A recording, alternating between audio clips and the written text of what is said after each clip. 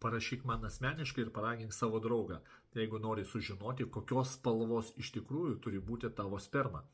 Bet vienas dalykas, kuris yra svarbiausias, ne tai, kokios spalvos yra sperma, o jos gyvybingumas. Nes spermos spalva priklauso nuo keleto faktorių, kuriuos sužinosi asmeniškai. Bet svarbiausia, kad tavo organizme turėtų netrūkti tokio mikroelemento kaip selenas. Kodėl?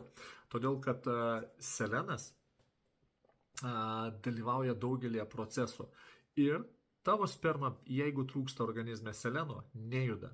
Taigi, pirmas dalykas - spermos aktyvumas ir judrumas priklausomas nuo selenos. Kitas dalykas - reikalingas lecitinas. Lecitinas reikalingas tam, kad sperma būtų aktyvi. O dar yra daug mikroelementų, sudedamųjų dalių, kurios priklauso, kaip statysis testosteronas, kaip bus aktyvus, kiek gali darytis testosterono molekulė ir kiti dalykėliai.